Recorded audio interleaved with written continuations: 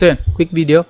Ang topic for today is about Qualcomm versus MediaTek. Kasi may mga open natin itong topic na to kasi may mga nakikita kasi ako sa Facebook, sa mga Facebook pages ng mga brand ng cellphone like Oppo, Vivo, Samsung, blah blah blah, so on and so forth. Napapansin ko kasi may mga nagpo-post na paminsan-minsan ng actually nagiging common na siya na tanong na which is better, yung kung Qualcomm ba o MediaTek. So gusto ko lang siyang itakal ngayon. Maikli lang. I'll try to make this video quick as much as possible if possible. Kasi para lang malinawan yung iba na mga nagtatanong kung which is better talaga, okay? Una, kung ang brand na tatanungin natin, MediaTek versus Qualcomm, yes, the better brand is Qualcomm. Mas malaking company sila kumpara kay MediaTek, but it doesn't mean na masyadong maliit si MediaTek. Lamang lang ng mga ilang kayamanan si Qualcomm. Kung ang company or as a brand ang pag-uusapan, lamang talaga si Qualcomm. But if your question is kung alin ang mas better pagdating sa processing per model ng SoC, kung hindi nyo pala alam ang ibig sabihin ng SoC, ang ibig sabihin na system on chip. If gusto nyo na paluwalang tungkol doon, lalagay natin dito sa link dyan sa taas or nasa video description sa baba para malaman nyo kung para makita nyo kung ano laman ng video description. Click nyo lang yung title ng video na to sa baba. Pag kinlik nyo tinap nyo yung title, lalabas yung details ng video description kasama yung mga link at saka yun, mga kailangan yung mga simple description about sa pinasabi ko rito, tsaka yun nga, references kung meron man yun. Tap nyo lang yung title. Ngayon, yes, as a brand, tatapusin na natin yung usapan na yun sa part na yun. As a brand, as a company, much better talaga si Qualcomm Snapdragon. But if the question is per SoC or system on chip, ibang usapan na yun. Not all Qualcomm SoC are better than MediaTek SoC. Tandaan nyo yan. Kasi may may per what do you call this? Per level ng performance depende sa usually pricing. Malalaman mo na sa pricing pala, malalaman mo na much better ang processor na to. Sa processor na to, walang kinalaman dito kung anong brand pa yan, Qualcomm or MediaTek.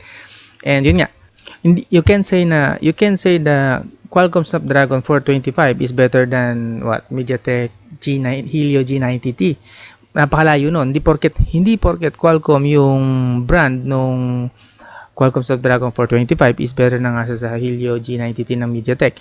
That's absurd. So you can say na dun sasabihin mo mas better si Qualcomm dahil Qualcomm lang siya. Hindi pwedeng ganoon. Siyempre, i-consider mo rin yung actual performance, hindi lang porket may pangalan. Okay? So it's parang pag ginawa nyo yun, parang kino-compare nyo si Intel Pentium 4 sa kay Ryzen 7 3700. Parang kalokohan yun, di ba? Isang malaking kalokohan yun. Hindi nyo dapat kino-compare sila per brand. Kino-compare nyo sila sa actual na performance, raw performance, at saka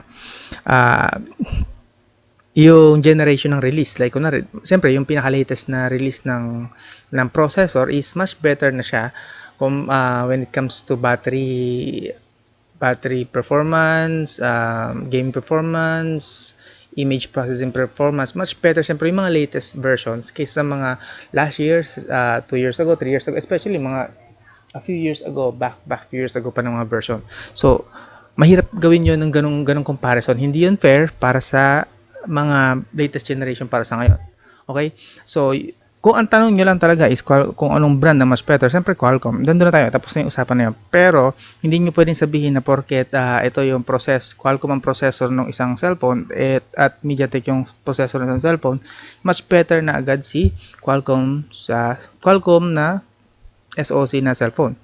That's not true. Tsaka parang lang yun parang tanga na hindi mo man lang kino-consider kung ano talaga yung performance, yung actual na performance. Like kunwari, actually na-open na naman yung topic na yan, kaya siguro dahil dito sa latest release ng mga phone like itong Realme. Kasi si Realme 6 naglabas ng Helio G90T. Tapos yung Realme 6 Pro, release nila, meron lang siyang Qualcomm Snapdragon 720G yata or 730G. 720G I think. In raw performance, talo si 720G. Talo si Qualcomm 720G kay Realme 6 lang kasi si Realme 6 Pro, in real performance, talo ang Realme 6 Pro na may Qualcomm Snapdragon 720G sa basic na Realme 6 lang na mayroong Helio G90T. Okay? Kung bakit naman mas mura ngayon si Realme 6? Kasi syempre MediaTek. Alam naman natin na kapag MediaTek brand is medyo budget siya, medyo low price siya. Pero it doesn't mean na porket mas mababa ng konting presyo si MediaTek is kulelat na siya kay Qualcomm Snapdragon. It just so happen na talagang hindi ganoon hindi ganoon kalaki ang itinaas na performance ni Qualcomm 720 mula sa Qualcomm 700. At yun, balik mo pa ng mga releases. So yun. So next time, when you ask a question about which is better, Qualcomm or MediaTek, do not ask for, if you want a real answer, do not ask for just a brand. Mention nyo kung ano yung model ng SoC and overall, yung mga details na kailangan nyo. It's stupidity na tatanong nyo lang is dahil porket Qualcomm ang cellphone nyo, feeling nyo mas ahead kayo or mas supreme kayo, mas superior ang smartphone nyo sa mga MediaTek smartphones.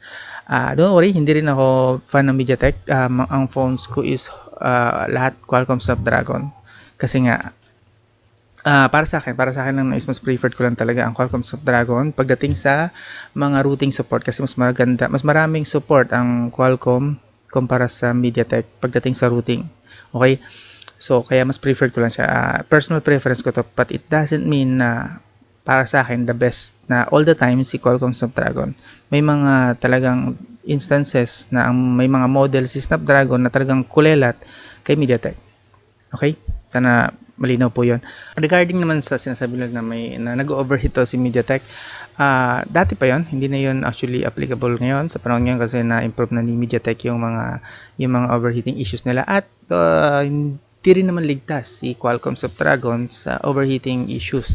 Back in 2014, yung Qualcomm Snapdragon 800 series nila, 800, 805, 810, yung tatlong generation ng processor na yon, prone yun sa overheating din at ang dami nag-boot loop noong time na yon ng mga smartphone, flagship SoC noong time na yun yung ganoon, yung 800. Alam niyo naman na pag sinabing Qualcomm 800 series, flagship yon. Imagine, nagbo-bootloop yung mga yun, especially nung panahon ni Samsung, ang mga brand na nabootlop nun is Samsung, HTC, LG, especially LG talagang na-dengue siya nung time na yon kasi nga talamak ang bootloop ni LG nung time na yon. So, hindi nyo pwedeng sabihin na si MediaTek lang nag-overheat. May history din si Qualcomm ng overheating. At maingay yun nung time na yun kasi nga flagship pa yung mga nag-overheat flagship phones, ibig sabihin pinakamamahalin. So kung bibili kayo like itong sa Realme na lang, ito naman ginamit nating sample is which is better, Realme 6 or Realme 6 Pro. I would suggest na piliin yung Realme 6 kasi mas maganda yung performance ni Realme 6 G90T kasi hiwalay base sa mga benchmarks at saka test, kaya ni G90T, Helio G90T na tumanggap ng tawag habang nag-online games ka. Hiwalay yung processing nun. Hindi katulad ni Qualcomm, wala pa siyang na-inventong processor na kayang pagsabayin ang call at ang online games sabay. Talagang may mapuputol doon na signal. Si G90T na gawa niya yon ditong version na to ng MediaTek, which is talagang very impressive base sa benchmark na nakita natin. Kung gusto niyo makita yung benchmark na yun, ilalagay ko na lang yung link sa baba. Yun. I hope nakatulong kahit pa paano nakalinaw, kahit pa paano na lang. Well, naisip ko lang kasi na i-open kasi na medyo naririndi na rin ako makita yung mga ganong questions sa mga Facebook groups about Qualcomm Snapdragon. Hindi naman nila ini-specify kung anong SoC model yung tinutukoy nila. Sinasabi lang nila Qualcomm Snapdragon. That's diba?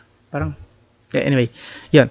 Don't forget to subscribe kung hindi pa nakakapag-subscribe and like kung nagustuhan nyo, dislike kung hindi, okay lang naman yan, walang problema, at least nag-react kayo. And yun, share nyo na din kung gusto nyo i-share. Yung mga nag-share, talaga yung mga malalaking tulong sa channel, yung kayong mga nag-share ng videos dito, same as sa ibang channel, ganun din basta sinishare nyo yung mga videos namin, thank you, sobrang thank you. Yan, nga dito na lang. Yan, basta subscribe ha. This is Kyokotman. Talk to you again soon.